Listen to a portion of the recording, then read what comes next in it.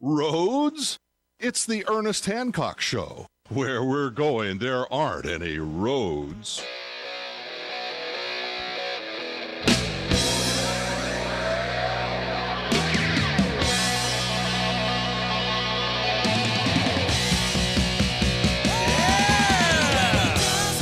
Just another talk show host out of the Phoenix. You know what we're going to do today is, we're waiting on the NSA, man. We're going to find out what's up with that. So I'm glad to have Kathleen McLellan. She's going to share with us, and maybe we can infect her just a little bit. You know, that's really what my goal is. A lot of these guys, they'll come on. I know they're just doing this progressive thing. There's no sense in having. We have a lot of great guys, and I just got an email from Walter Block. He's going to be sending an article also. So. It's going to be a great magazine. Now, the thing is, it's going to be a lot of pages. It could be easily like a real magazine. It could be 100 pages. That's what it's looking like. What's it looking like, Sierra? Yeah, probably.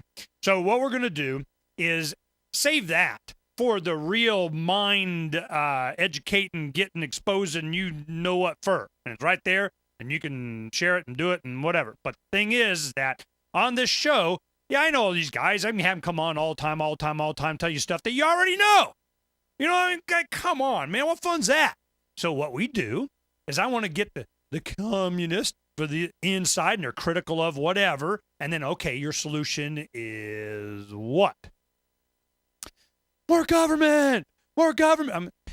Seriously, that's your A game? Why? So we're spiking them. We're going back.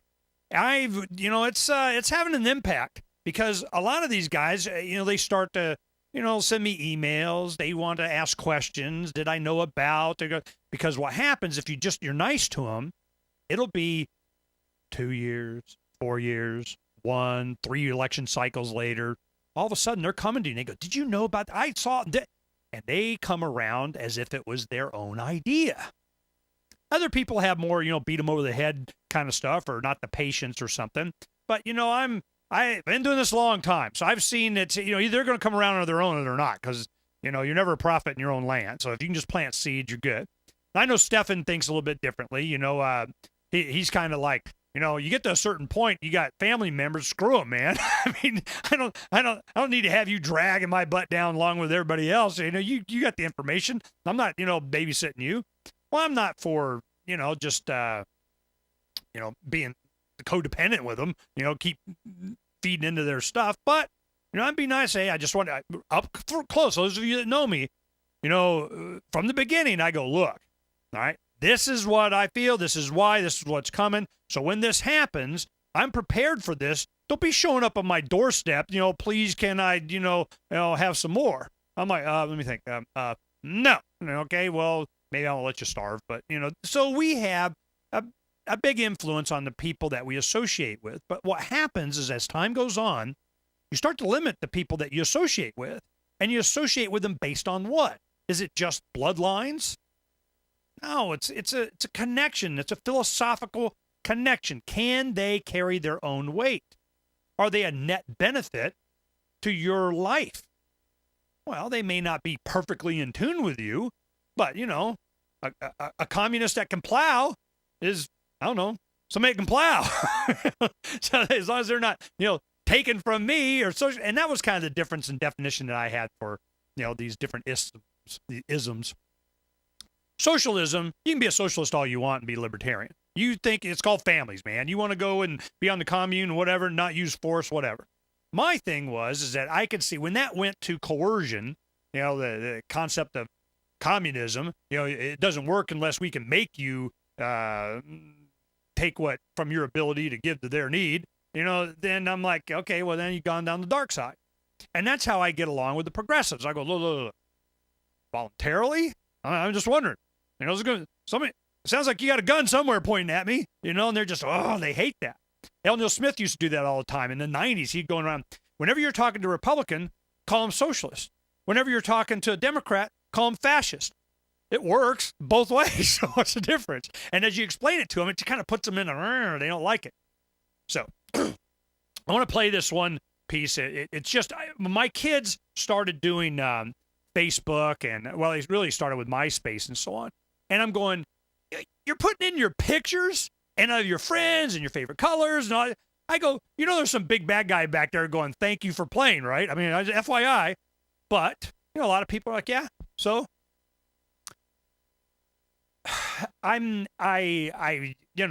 whatever, I guess, they just overload with information. I'm not sure, the net benefit one way or the other. I'm more for open whatever. It's just that I want it from government too. It's like, I put all my stuff on there and everything they do and who they are secret. They have laws like that all the time. Here, you register to vote as a judge or law enforcement or prosecutor or something. You're all secret, man. You're not on any database. Oh, but they're cops. Oh, so the king's men gets to be secret. I don't get that option? Well, finally it became a big deal here. It's a long story, but what happened was there are people that have orders of protection against ex-husbands and that kind of thing. They register to vote. I see you. So it's just, they get special rights and privileges that we don't. Well, they changed that law, but, still, damn. And I don't get to. Maybe I just don't like somebody, whatever. So let's go ahead and play this. I want you to get, this is from the Onion News Network. Congress today reauthorized funding for Facebook, the massive online surveillance program run by the CIA. According to Department of Homeland Security reports, Facebook has replaced almost every other CIA information gathering program since it was launched in 2004. After years of secretly monitoring the public, we were astounded so many people would willingly publicize where they live, their religious and political views, an alphabetized list of all their friends' personal email addresses, phone numbers, hundreds of photos of themselves, and even status updates about what they were doing moment to moment. It is truly a dream come true for the CIA. Much of the credit belongs to CIA agent Mark Zuckerberg, who runs the day-to-day Facebook operation for the agency. The decorated agent, codenamed the Overlord, was recently awarded the prestigious Medal of Intelligence Commendation for his work with the Facebook program, which he has called, quote, the single most powerful tool for population control ever created. Among the biggest successes of the Facebook program is Operation Farmville, which the CIA credits with pacifying as many as 85 million people after unemployment rates rose dramatically. Other features, such as the suggested friends window, have been instrumental in allowing government agents to infiltrate deeper into the friend networks of suspected dissidents. For some expert analysis now on the story, let's check in with the Fact Zone's first responders. Jason, you have written extensively about the Facebook program. Why is it so effective? Well, one of the key reasons is that the CIA has been so thorough in convincing the nation that constantly sharing information about everything that you're doing is somehow desirable instead of deeply unsettling. Yeah. But critics are saying that with the national debt being so high, is this really the time to be spending even more money on spy programs? Well, actually, the Facebook program saves the CIA money. That's right. Like the Maps application, where you list every place that you've been, whether it's the state or a country. Or... Oh, right, with the little pins, they show where you visited. Yeah, yes, I like that. That kind of information would have taken the CIA months of going through hotel receipts and plane tickets to figure it all out. The manpower that Facebook saves is huge. Absolutely, absolutely. And the calendar feature even lets the CIA know where you're going to be in advance. So that's right. So now if they want to pick you up for questioning, all they have to do is see which events you RSVP'd yes to and then send their agents to be waiting for you. That's how they got my brother. That's right. So effective. But guys, with all the focus on the Facebook program, is it taking away from some of the other CIA programs like the Twitter initiative? Oh, yeah, the funding for that should be cut entirely. Right, 400 billion tweets and not one useful bit of data was ever transmitted. Oh, that's true. Now, is this trend of social network information gathering dangerous? I mean, just last week, the New York Times revealed that Al-Qaeda has designed Foursquare to identify popular locations for bombing. Actually, Brooke, that's been discredited as any kind of real threat. The people that use that site are people that no one would mind seeing bombed anyway. Yeah, So. really, the only thing the CIA has to be concerned about is people losing interest in Facebook and moving on to a new social network site, like the Chinese site Wanbi. I love Wanbi. Are you guys on Wanbi? Oh my God, it's so much more fun than Facebook. It is great. I love that one. I love that you can earn friend points the more state secrets that you post. You know, I've got a lot of contacts in the State Department. You know, I think I could really rack them up. You should post them up. I should. All right, first responders, thank you so much as always. You know, I'm... Yeah. You get it? Well, this is like a secret to anybody. I'm like, come on. This has been going on since forever. So I'm just, all right. You tell your kids this stuff and you try and warn them. You try and make sure that they understand what's going on, but they just don't care. And should they? Should we? Don't. It's just all out in the open, and is that where we're safest in the light? Maybe. That's pretty much how I do it. If you're going to be on the list, it's best to be on top of the list.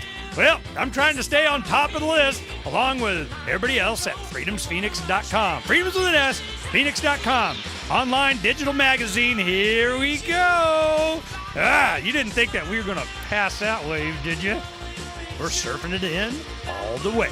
We'll be right back with my guest, Kathleen McLellan, talking about whistleblowers and the NSA. Yeah, NSA, the big bad boys. We'll be right back.